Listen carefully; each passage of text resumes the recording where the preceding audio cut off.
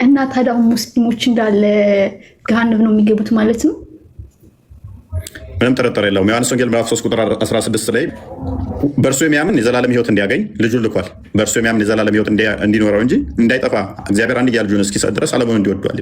በእርሱ ማያምን ግን አሁን በልጁ ባለማመኑ ተፈርዶበታል ይላል። ስለዚህ እነሱ በእግዚአብሔር ልጅ እስካላመኑ ድረስ ሴጣን ወይም ጂኒ ለመሐመድ መጥቶ አላህ ልጅ የለውም ስላለ የጂኒን ንግግር ይዘው የአጋንንትን ትምህርት ይዘው አላህ ልጅ የለውም ኢየሱስ ያብ ልጅ አይደለም ስላሉ አሁን ተፈርዶባቸዋል። በፍርድ ውስጥ ነው ያሉት። ዓለም በልጁ እንዲድን ነው እንጂ በዓለም እንዲፈርድ እግዚአብሔር ወደ ዓለም አላከውምና በእርሱ የሚያምን አይፈረድበትም። በማያምን ግን በአንዱ በእግዚአብሔር ልጅ ስላላመነ አሁን ተፈርዶበታል። ሙስሊሞች እግዚአብሔር ልጅ አለው ብለው አያምኑ። ስለዚህ አሁን ተፈርዶበታል። አሁን ፍርድ ውስጥ ነው ያሉት። ኦልሬዲ ሌላ ፍርድ ራሱ መጠበቅ አይጠበቅባቸውም አሁን በፍርድ ውስጥ ስለሆኑ። ምክንያቱም አላህ ልጅ የለውም የሚሉት የአጋንንትን ትምህርት የጂኒዎችን ትምህርት ዘው ስለሆነ ሱራ 72 ከቁጥር 1 እስከ 3 ከአጋንንት የሆኑ በል ሙሐመድ ወይ ከአጋንንት የሆኑ ጭፍሮች መጡ አላህ ልጅን አልያዘም አልወለደም አሉ ብለው ለሙሐመድ ስለነገሩት፣ በዚህ ምክንያት ሙሐመድ አጋንንቶች የነገሩትን ትምህርት ዞ አላህ ልጅ የለውም ስላለ ተፈርዶበታል። በፍርድ ውስጥ ነው ያላችሁት።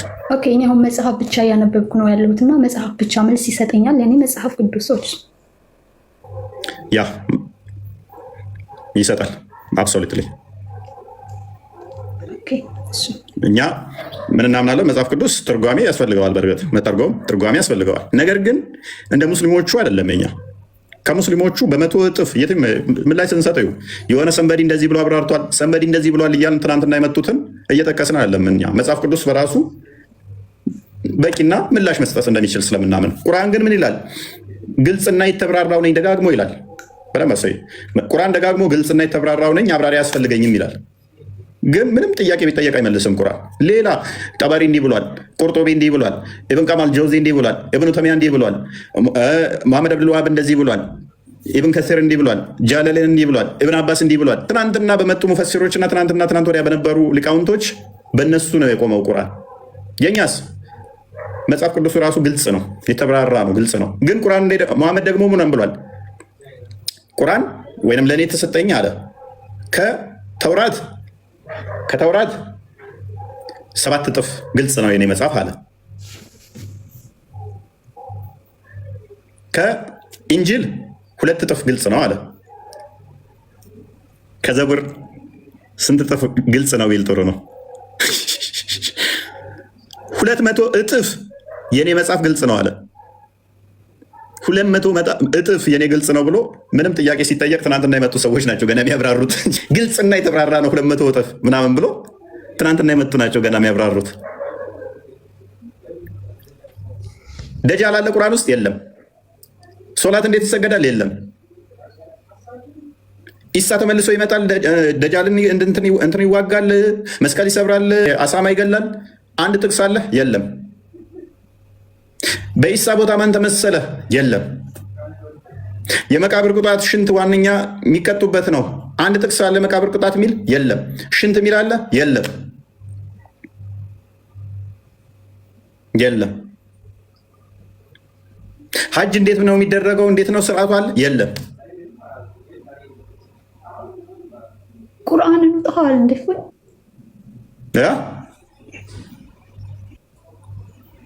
ምናሽ ኦኬ። ስለዚህ ክርስቶስ ተመልሶ ይመጣል፣ ያ ለፍርድ ይመጣል። ቁርአን ውስጥ ግን አንድም ጥቅስ የለም። አንድም ኢየሱስ ተመልሶ በእናንተ ኢሳ ተመልሶ ይመጣል፣ ጂዚያን ያስቀራል፣ አሳማ ይገላል፣ መስቀል ይሰብራል የሚለው ተረት ተረታችሁ አንድ ጥቅስ እንኳን የለም በቁርአናችሁ ውስጥ። 200 እጥፍ ከነኛ ግልጽ ነኝ ያለው ቁርአን አንድ ጥቅስ እንኳን የለም። አንድ እኮ ነው ያልኳችሁ፣ ብዙ አይደለም። አንዲት ጥቅስ የለም። በጣም አስቂኙ ፓርት ታዲያ ለምንድን ነው እሱ መጽሐፍ ቅዱሱ አስቀድሞ ክርስቶስ እንደሚሰቀል እንደሚሞት ትንቢት ተናገሩ፣ ራሱ ደግሞ እንደሚሰቀል ነገረን፣ እንደተሰቀለ ጻፉልን። ይሄንን አላምንም ብዬ ምንም ግልጽ ባልሆነ ክርስቶስ ተመልሶ ይምጣ በማይናገር ላይ አጋንንቶች አላህ ልጅ የለውም ስላሉ የአጋንንትን ትምህርት ሰምቼ ክርስቶስ የተናገረውን ነቢያት የተናገሩትን ሐዋርያት የተናገሩትን ዘሆል ክጄ ኦኬ ጅኒዎች አላህ ልጅ የለውም ብለዋል። የጅኒዎችን አስተምሮ እንዴት ነው የምቀበለው? ክርስቶስ ደግሞ ይህንን የሚቃወሙትን እንዳለ ገሃነም ይገባሉ ይላል። እንግዲህ መጽሐፍ ቅዱሱ ከእስልምናው በኋላ ተጽፎ ቢሆን ኖሮ ሜይ ቢ ቫሊድ ያደርጋል። ላይ ለመቃረም መጥቶ ነው መጽሐፍ ቅዱሱ ይባላል። ቁርአን ከመጽሐፉ ከ600 ዓመት በፊት ነው የነበረው ወንጌል። ክርስቶስ በስጋ ከመገለጡ ከማርያም ከመወለዱ 1000 ዓመት ወደፊት ኋላ ስንመለስ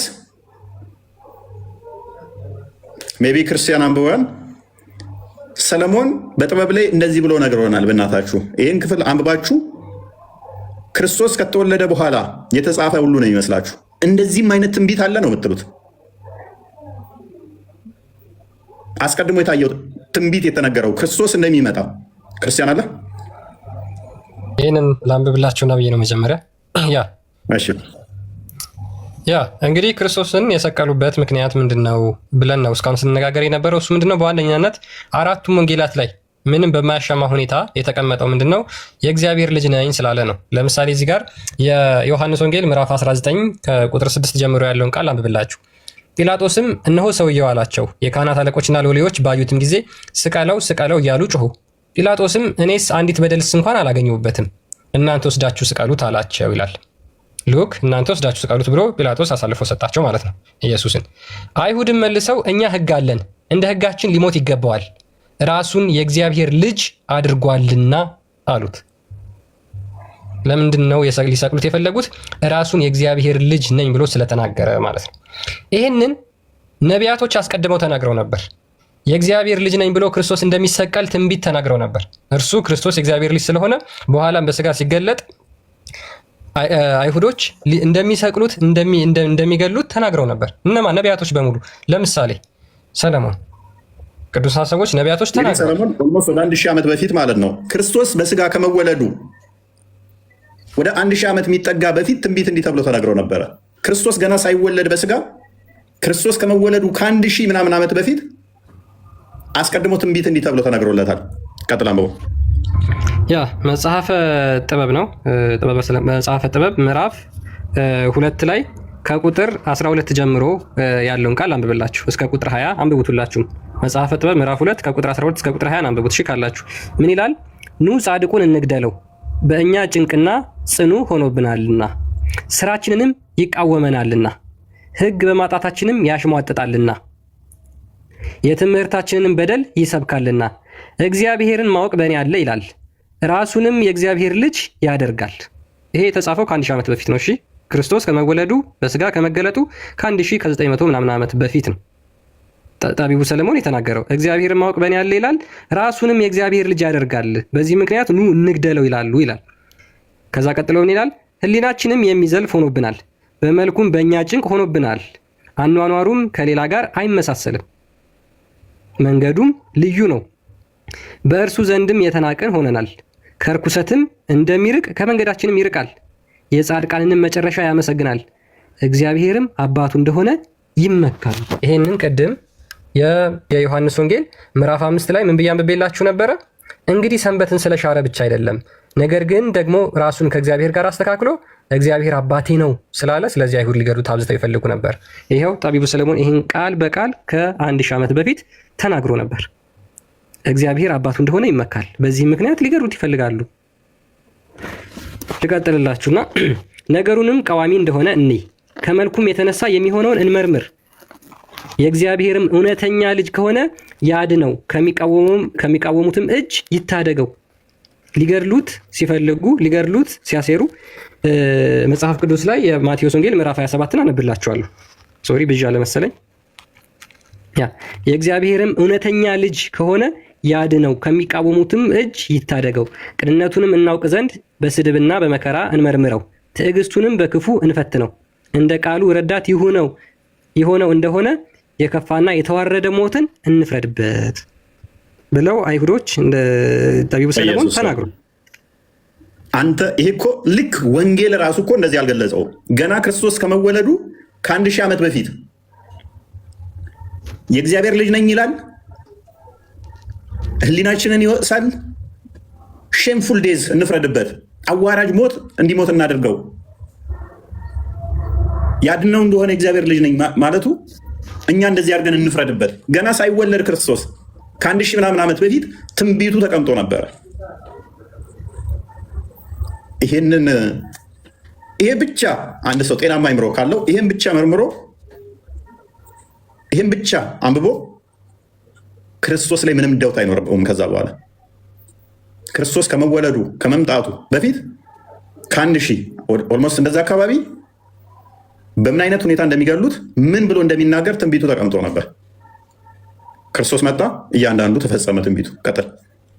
ያ ሰው እዚህ ጋር ምንድን ነው ማለት ነው?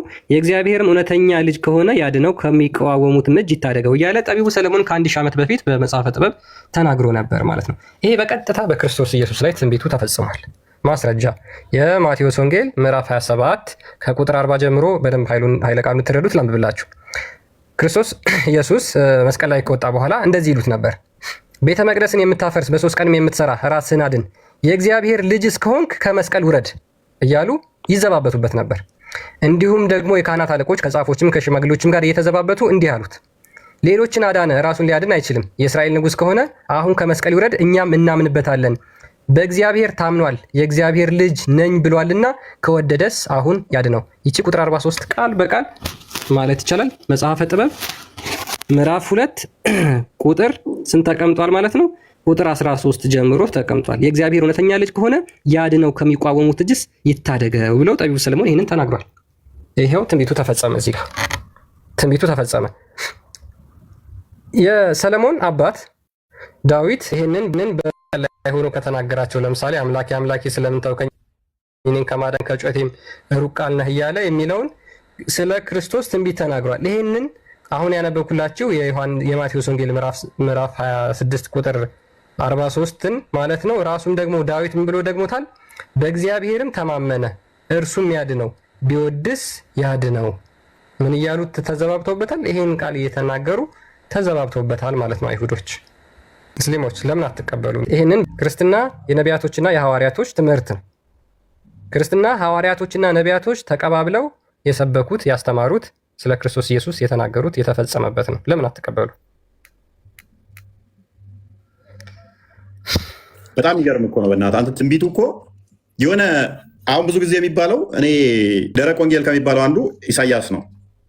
የሰለሞንም ይህንኛውን ስታስበው እኔ አንጀቴ እንዴት እንደሚላወስ በስማ የዳዊትን ስታስበው ቁጭ እኮ ነው እያንዳንዷን ያደረጓት አስቀድመው እያዩ የጻፉት እኮ ነው ይመስለው። ገና ክርስቶስ ከመወለዱ 1000 ምናምን ዓመት በፊት የጻፉት ልክ ክርስቶስ ሲሰቀል ያሉ ነው ይመስለው ትንቢቱ። ይሄንን አለመቀበል ምን አይነት ጭንቅላት ይችላል? የሙስሊሞች ጭንቅላት